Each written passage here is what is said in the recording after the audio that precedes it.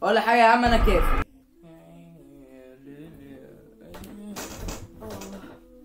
الصباح بقى راجع من الايه الشغل.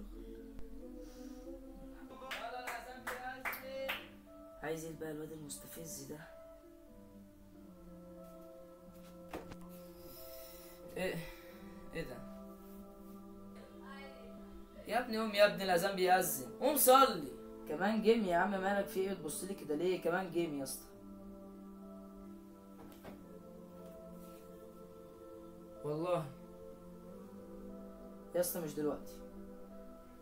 طب فرضا بقى مت على الحاله اللي انت فيها دي بقى دلوقتي، هتعمل ايه؟ يا ابني ده الصلاه يا ابني اول حاجه تسال عنها يوم القيامه. يوه، بقول لك ايه يا عم الشيخ، سيبنا في حالنا الله يخليك. يا عم انت يا اسطى اصلي بعدين، خلاص اصلي بعدين يا عم، انت مالك انت؟ اصلا ده ربنا قال فويل للمصلين في سوره الماعون، فويل للمصلين. تخيل اللي بيصلوا وربنا بيقول لهم فويل، للناس اللي بتنسى وبتقطع الصلاه وتقول لك يا عم استنى لما اخلص الجيم الاول، لما العب ماتش الكوره الاول، لما حتى اذاكر الاول، كله الصلاه تيجي في الاخر، ربنا بيقول لهم فويل. ما بالك البرنس دوت قال كلمه يعني ليها ذنب كبير اساسا. بص انا اقول لك جملتين من الاخر، الكلمه اللي انت قلتها دي، كلمه بعدين اللي انت قلتها دي، مش عايز اقول لك اخطر كلمه في حياتك. ولا حاجه يا عم، انا كافر حبيبي. لا، فوق لنفسك وحاسب. عارف الكلمه اللي انت قلتها دي معناها ايه؟ النبي عليه افضل الصلاه والسلام قال ان العبد لا يتكلم بالكلمه لا يرى بها بأسا يهوي بها في النار ابعد مما بين المشرق والمغرب.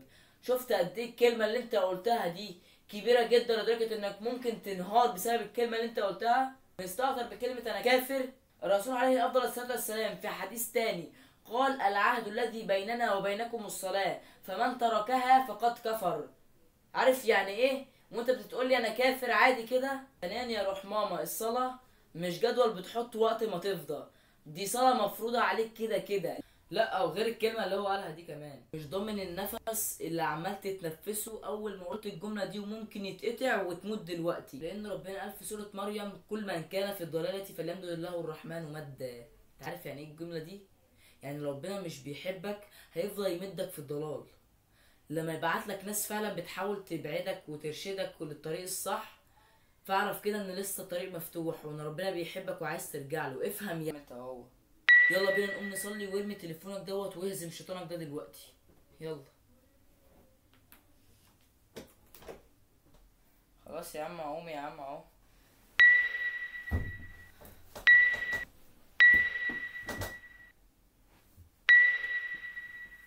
بص يا صاحبي، انا مش معنى ان انا قلت كام حديث او آية قرآنية يعني ان انا خلاص بقى شيخ بقى وان انا جامد قوي وخلاص بقى يعني.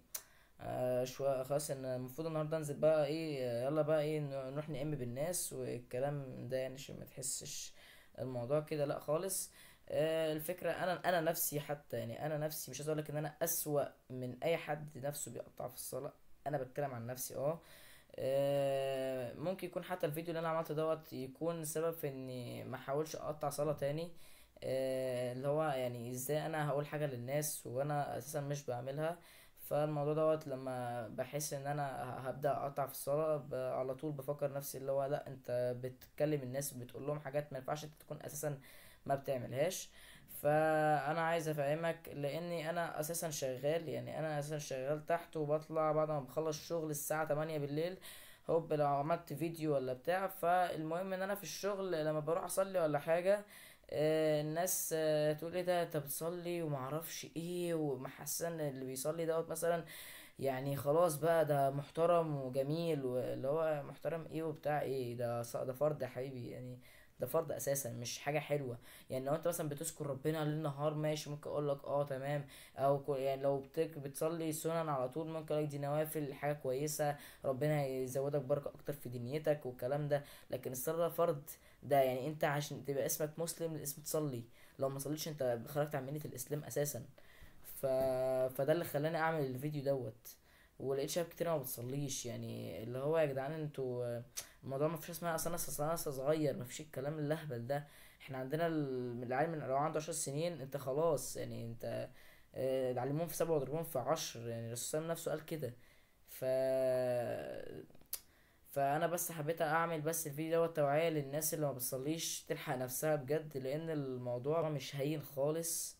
وبس كده، لو وصلت معايا لحد هنا ما تنساش تدعيلي ان ربنا يثبتني ويثبتك. ولو شايف ان الفيديو فرق معاك ولو بنسبة صغيرة، حاول تنشره لصاحبك اللي ما بيصليش او بيصلي، ممكن تنشره لحد صاحبه وهكذا، لان طبعا الدل على الخير كفاعله. فبس كده، ولو عجبك الفيديو ما تنساش تعمل لايك للفيديو عشان ينتشر لاكبر عدد من الناس وكده، وتكون ساهمت في الخير وكده وبس.